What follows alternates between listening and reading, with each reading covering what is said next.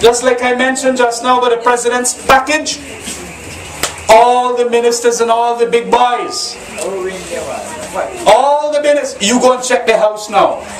You check from 1992, what was your house? What you had. Let us go and check what they had as houses in 1992. Then come back to 2011 and do a comparison as to what the size of their house and their yard and their pool and everything today, and you compare where you gone from 92 to 2011. You would not have moved forward, but them fellas have moved forward, and each one of them, big 4x4, 2-3 cars, 4 or 5 times every year to New York and back. Those that got the visa still, because the Americans taking away some of them visa, because they're involved in a lot of criminalities themselves. So I want you to understand what caused your problems.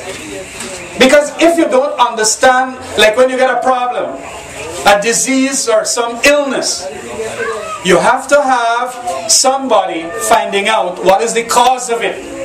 Because unless we know the cause of that illness, brothers and sisters, we're not going to know how to treat them. Not true? You never know how to treat them. And let me tell you something. When the illness comes sometimes, you just get people who want to play doctor, and they're going to give you all kind of false prescription and all kind of false scars. They're going to say, how is the rainfall? Over the past 19 years we always had bad weather. How it is, that is something that ain't got nothing to do with the real cause. It was corruption. Corruption is one of the big causes for why you can't get the money to do the necessary things in your community. Why is it that the government can't, so many people have been talking about it, bring Georgetown, in a sense, where you can get birth certificate and all the other certificates and passports closer to the community by setting up an office or a mobile unit? Don't you think that can work better? Get the mobile units, bring them to the communities, and then let them do their passports and do their whatever. You don't have to. But no, they wouldn't do it. But you know why, brothers and sisters, this will perennially go on, and they're not going to want to solve the problem. It's because they take your vote for granted. They take your vote for granted. Because they know come 2011 when the elections will be held, you're going to go and vote back for them. We are saying at this stage, you got to show some power in your hands. Yes. And that power is to ensure that you don't reward them with your vote for the incompetence they have shown over the last 5 years.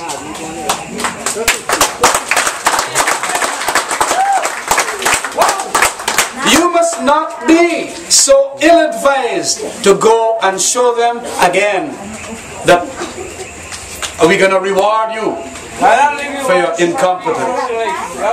The Alliance for Change came here, brothers and sisters, for change this thing. And I am pleading with you, just like so many other people who have come, please, we need this chance.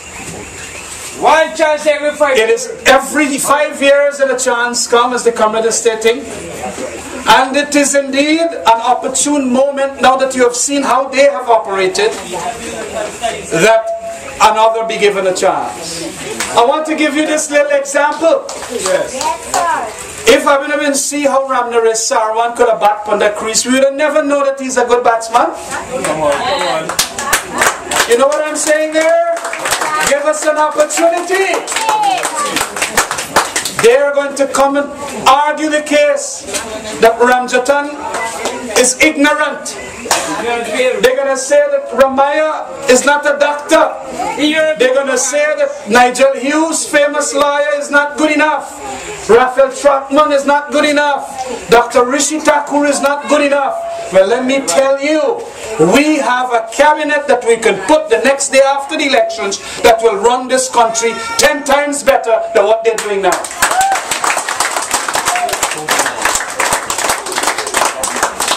I was with them in '92 fighting against the PNC because, of course, you know the PNC was rigging elections.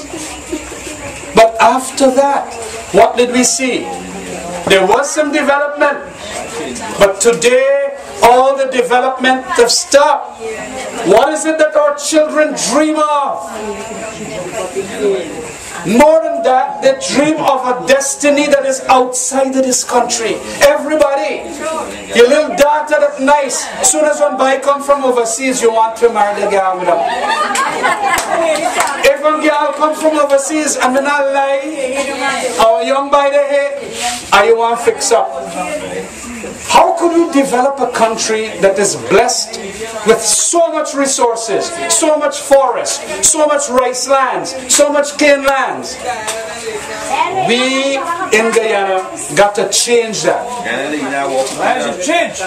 We have to also change our individual selves.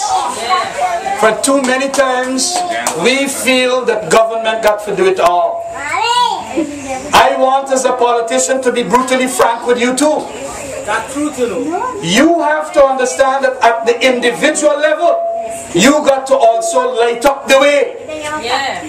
When you see wrong things are being done, you have an obligation to open your mouth. I always love to give the example, like the Pagua celebrations. What was the story behind Pagua? A man was a king, but he started doing bad things. And who was it that argued against him? His own son. What was his name? Prahalad. We all have to be little Prahalads. I would just like to go mandir every Sunday and so on. But some of we now want to read the message behind those little stories. When we see wrong thing, we shut him out. We see the contractor doing substandard work, we shut him out. We see the policeman taking bribes, some of we giving him bribe, we shut him out. And all manner of things. We see the administration denying the fishing rights of these fishermen. No one wants to talk. There is nothing to be fearful about. Nobody's going to take away anything from you. This fear that sometimes people talk about is a fear that you try to put in your head, but you just take it out. You just check it out like the Prahalad that we go to mandirs and listen to the story about. And you must ensure that that is what you do too. Because unless you start doing that, brothers and sisters, unless you start seeing wrong and saying, cleansing your soul of all the bad habits. Very many of our male folk, what they do when they can't take these worries, they go and drink rum, come home, beat their wife. We got to stop that too.